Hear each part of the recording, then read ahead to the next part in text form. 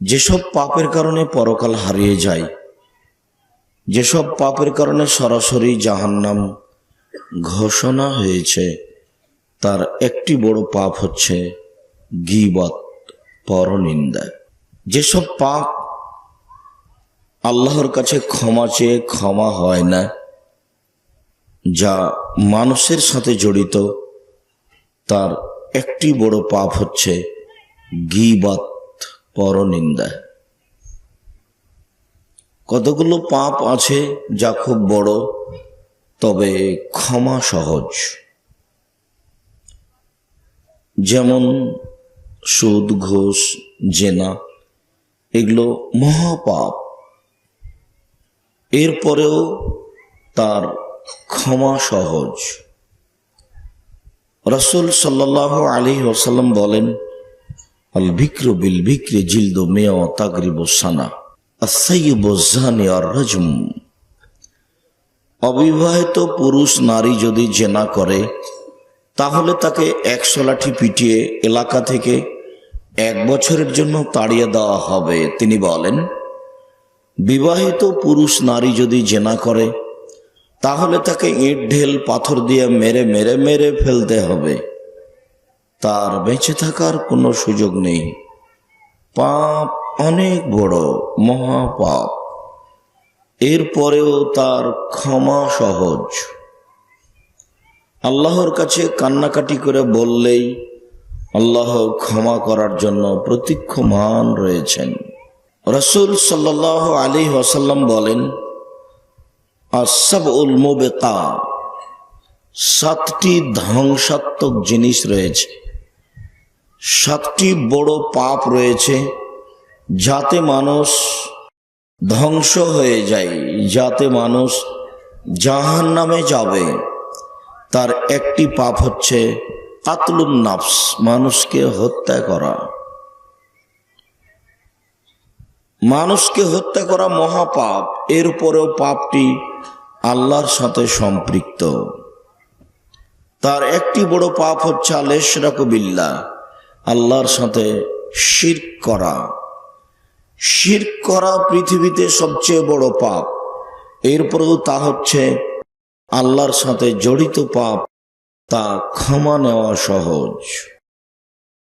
তবে মানুষ যদি মানুষের বদনাম করে, গীবাত করে, তাহলে তা ক্ষমা নেওয়া সহজ নয়। যত মানুষের বদনাম করেছে, সমস্ত মানুষের হাত ধরে ক্ষমা নিতে হবে। অন্যথায় বিচারের মাঠে নেকি দিয়ে বুঝিয়ে দিতে হবে। অন্যথায় নেকি না থাকলে সেই লোকের পাপ নিয়ে, তার পাপ কমিয়ে নিজের জন্য জাহান্নাম ঘোষণা হবে, তার জন্য জান্নাত হবে। বিচারের পদ্ধতি এরকম। জাদু করা মহাপাপ। জাদুঘরকে রাসূল সাল্লাল্লাহু আলাইহি সাল্লাম হত্যা করতে বলেছেন।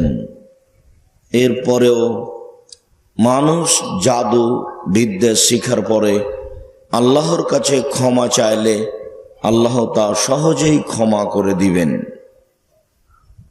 গীবত, বদনাম এমন পাপ, এইটা করার পরে মানুষ যদি আল্লাহর কাছে ক্ষমা চায়, তাহলে তা ক্ষমা হবে না।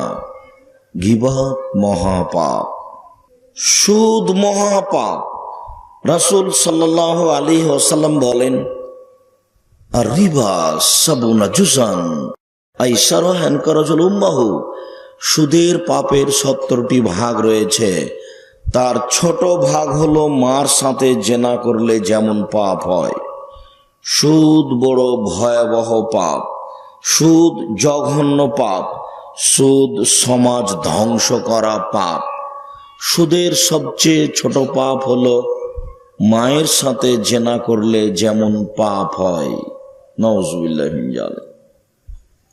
সম্মানিত দিনী ভাই বোন, একটু লক্ষ্য করুন, মহান আল্লাহ বলেন, ওয়ালা ইয়াগতাবাজুকুম বাজা, তোমরা পরস্পরে গীবত বদনাম করো না। হুযায়ফা রাদিয়াল্লাহু তাআলা আনহু বলেন, রাসূল সাল্লাল্লাহু আলাইহি সাল্লাম বলেছেন, লা ইয়াদখুলুল জান্নাতা কাত্তাত ওয়া ফি রাওয়ায়াতিন নামাম, বদনাম করে যে সে জান্নাতে যাবে না। বদনামের ফল হলো জাহান্নাম। চুগলখড়ি করে যে সে জান্নাতে যাবে না। এখানকার কথা ওইখানে লাগাই, ওইখানকার কথা এইখানে লাগাই, এ হলো চুগলখোর, এ হলো মুনাফিক, এ হলো চুগলখোর। এ জান্নাতে যাবে না বলে রাসূল সাল্লাল্লাহু আলাইহি সাল্লাম বলেন, মহান আল্লাহ বলেন, ওয়াইলুল লিকুল্লি হুমাযাতিল লুমাযা। সামনে মুখামুখি বদনাম করে যে, পিছনে বদনাম করে যে, অয়েল নামক জাহান্নামে যাবে সে। মুখের ওপরে বদনাম করছে, তুমি খুব খারাপ মানুষ, তোমার চরিত্র খারাপ। ওর আড়ে বদনাম করছে, খুবই খারাপ, রাত দিন জেনা করে বেড়াই, মানুষের চুরি করে বেড়াই। রাসূল সাল্লাল্লাহু আলাইহি সাল্লাম বলেন, আল্লাহ তাআলা বলেন, বদনাম করে যে মুখামুখি, বদনাম করে যে পিছনে, এদের জন্য অয়েল নামক জাহান্নাম রয়েছে। একটি জাহান্নামের নাম অয়েল, অয়েল নামক জাহান্নামে রয়েছে, বা সুনিশ্চিত ধ্বংস, তারা ধ্বংস হবেই সামনাসামনি বদনাম করে যারা। আবু হুরায়রা রাদিয়াল্লাহু তাআলা আনহু বলেন, রাসূল সাল্লাল্লাহু আলাইহি ওয়াসাল্লাম বলেছেন, তাজদুনা ইয়াউমাল কিয়ামা শারাল ওয়াজহি, বিচারের মাঠে তোমরা সবচেয়ে খারাপ মানুষ পাবে তাকে। বিচারের মাঠে সবচেয়ে নিকৃষ্ট, নেককারজনক, নোংরা মানুষ তাকে পাবে, ওকে পাবে। আল্লাযী ইয়াতি বিহাউলাই, আল্লাযী ইয়াতি হাউলাই বিওয়াজহিন ওয়া ইয়াতি হাউলাই বিওয়াজহিন।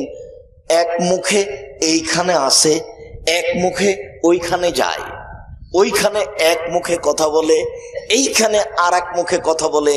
এই হলো বিচারের মাঠে সবচেয়ে খারাপ মানুষ বলে রাসূল সাল্লাল্লাহু আলাইহি সাল্লাম বলেন। হাদিস বুখারী, মুসলিম। আনাস রাদিয়াল্লাহু তাআলা আনহু বলেন, রাসূল সাল্লাল্লাহু আলাইহি সাল্লাম বলেছেন, মান কানা দাল ওয়াজহাইনি কানা লাহু ইয়াউমাল কিয়ামা লিসানান মিন নার। যার হলো মুখ দুইটা দুনিয়াতে, চাঁপাইনবাবগঞ্জের ভাষায় দোমুখা যারা, রাজশাহীর ভাষায় ওর কথা বলছো তো দুই মুখ, ওর দুমুখা। আরে দোমুখার কথা ছাড়ো, এটা মানুষেও বলে।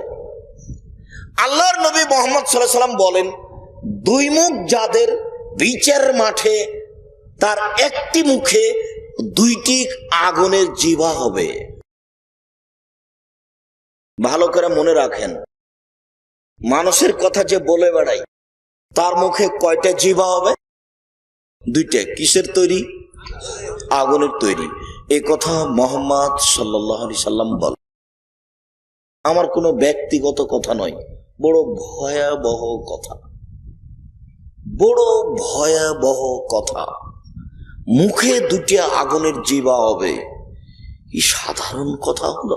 আনাস রাদিয়াল্লাহু তাআলা আনহু বলেন, রাসূল সাল্লাল্লাহু আলাইহি ওয়াসাল্লাম বলেছেন, লা তুয়াইয়িরুল মুসলিমিনা, তোমরা মুসলমানের নিন্দা করো না, ওয়ালা তুযুহুম, তোমরা ওদেরকে কষ্ট দিও না।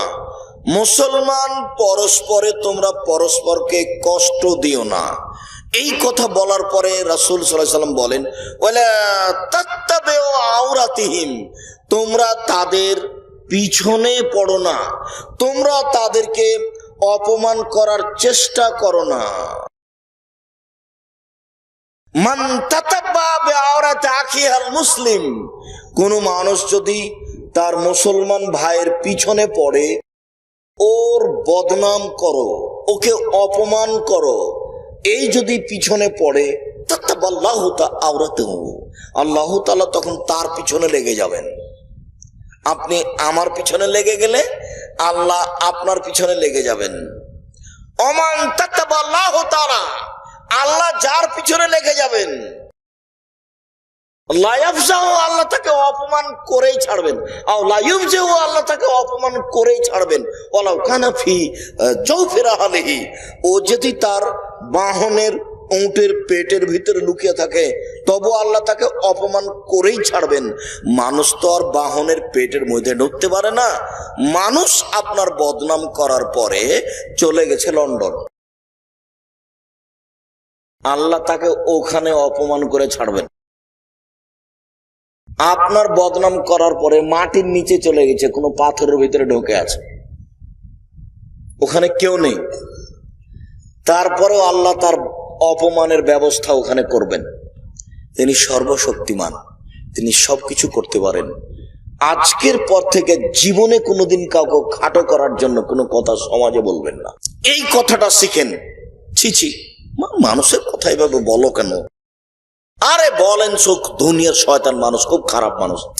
আচ্ছা ওকে এভাবে বলো না জানি, তোমার তাহলে আমি তোমার সাথেই থাকবো না। যাও, এইভাবে একটু বলতে শিখেন, এইভাবে বলতে শিখেন।